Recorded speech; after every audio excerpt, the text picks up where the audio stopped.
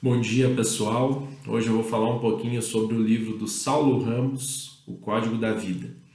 Para quem não conhece, Saulo Ramos ele foi um grande jurista, um brilhante advogado.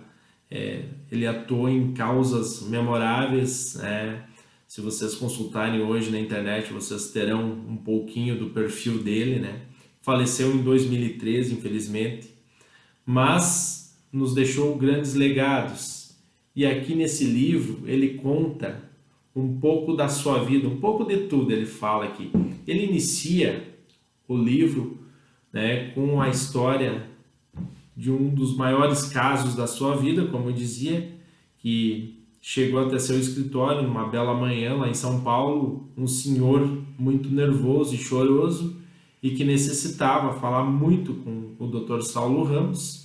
Sua secretária informou a este senhor que o Dr. Saulo estava em atendimento e que seria difícil naquele dia conseguir um horário com ele, tanto que a sua secretária, a dona Clotilde, como ele narra aqui no livro, interrompeu o seu atendimento e conversou com o Dr. Saulo, explicou a situação e ele pediu licença, que naquela época, naquele momento, ele estava atendendo ao pessoal da Rede Globo, que tinha uma demanda jurídica muito grande e da qual ele era o patrono, então ele estava, fazendo uma explanação a eles, pediu licença, voltou e atendeu esse senhor em outro escritório lá ao lado do que ele estava já em atendimento, onde o senhor narrou para ele que estava sendo acusado de abusar sexualmente dos seus 2 filhos pela sua ex-mulher.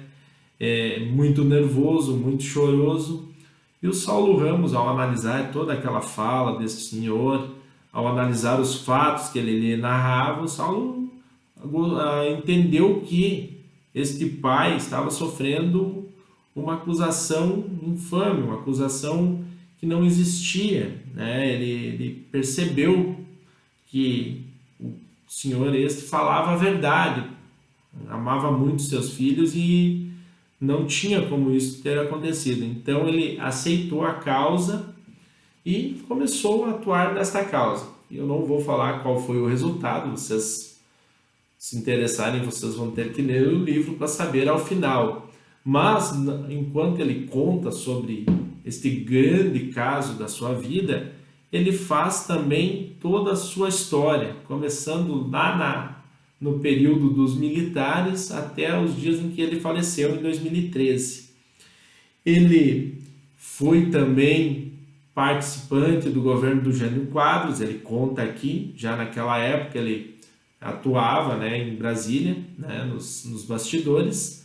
Após isso, então, no governo Sarney, ele foi convidado a ser ministro da Justiça e, tendo ele aceito, ele participou de várias demandas importantes nesse governo, segundo ele é um grande defensor do presidente Sarney, Ele conta que nessa época estava sendo redigida a nossa Constituição Federal, pois foi nessa época que se promulgou a Assembleia Constituinte, e que chegavam os textos até ele e ele coordenava uma equipe grande de juristas para se adaptar a esses textos para depois levar até a Constituinte para que fosse aprovado. E ao analisar os textos da Constituinte, ele percebeu que não se tinha amparo para os deficientes físicos na Constituição, que era uma demanda que ele já vinha sendo cobrado pelos órgãos que protegiam os deficientes físicos da época. Então, ele se gaba aqui no livro de ser o pai da lei, dentro da Constituição Federal sobre os deficientes físicos, porque, segundo ele, se não estivesse ele analisando os textos, teria ficado de fora.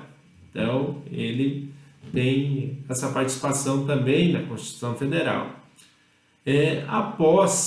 Ele conta aqui também, estou falando algumas das histórias que ele nos conta no livro, que são tantas, são 524 páginas, Conta ele que após encerrar o mandato do presidente Sarney, o presidente Sarney tentou se candidatar a senador pelo estado do Maranhão, mas o estado do Maranhão já contava com os candidatos a senadores pelo MDB.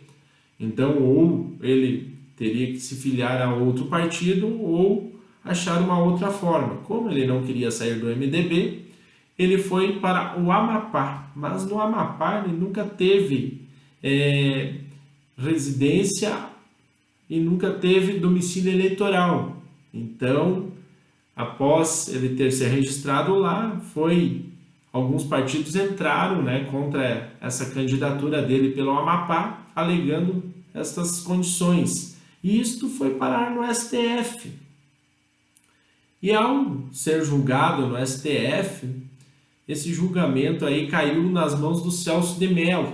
E o Celso de Mello foi indicado do presidente Sarney para assumir a vaga do STF. Inclusive, essa vaga tinha sido ofertada ao Saulo, mas ele recusou por ser amante da advocacia e não quis. Foi ele quem sugeriu ao presidente Sarney o nome do Celso de Mello. Dito isso, procedeu-se, chegou a época do julgamento e no dia do julgamento o ministro Celso de Mello votou contra a demanda do ex-presidente Sarney. Passado alguns dias, segundo o Saulo, está aqui no livro, né, ele recebeu uma ligação do ministro Celso de Mello para lhe explicar o porquê ele teria votado contra.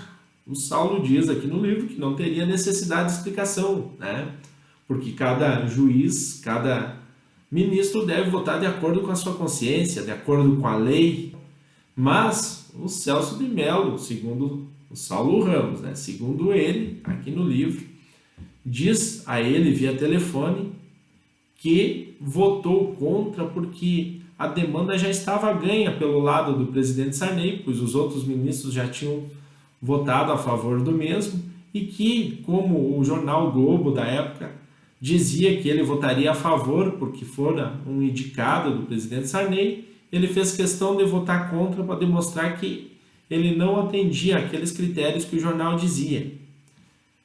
Não sei se isso é totalmente verídico, porque, né, acredito que um ministro do gabarito do Celso de Mello, que para quem acompanha um pouquinho sabe que ele é um grande defensor dos direitos individuais, então acho difícil ele ter feito isso, mas segundo o Saulo, está aqui no livro, ele o fez. Tanto é que o Saulo diz que encerrou a conversa com ele dizendo que ele era um juiz de merda, porque nenhum juiz deve fazer um voto desse tipo, e que sim deve levar em conta a lei sempre, né?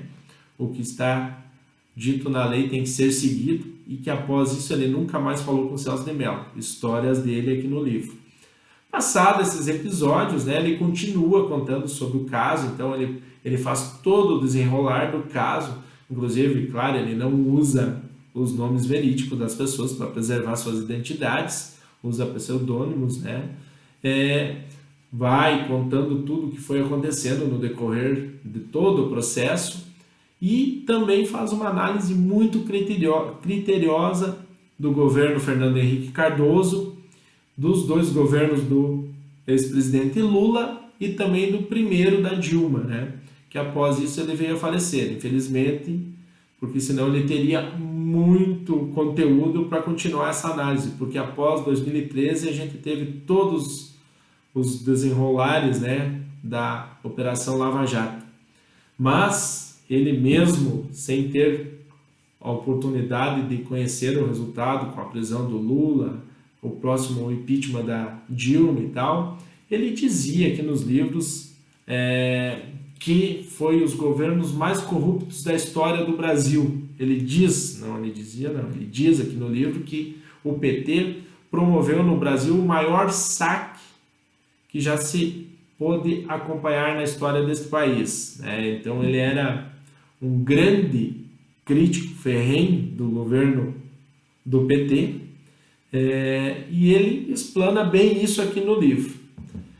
Esse livro serviu tanto para ele se fazer altos elogios, como também para ele fazer grandes críticas a seus ofensores, né? Muitos dizem que em algum momento ele chegou até a ser desleal, outros elogiam muito ele, que ele foi muito leal, contando essas histórias e mostrando os bastidores da política do nosso país aqui no livro. Inclusive, esse livro ele é prefaciado pelo Jô Soares, que era um grande admirador do Saulo Ramos. Se vocês colocarem aí no YouTube, vocês poderão ver várias entrevistas do Jô Soares com o Saulo Ramos, inclusive falando sobre o livro. Espero que vocês tenham essa curiosidade e possam buscar essas informações. E, mais uma vez, como disse, deixo a dica de leitura para vocês. O livro é maravilhoso. Tenho certeza que vocês estarão fazendo uma ótima leitura. Tá bom, pessoal?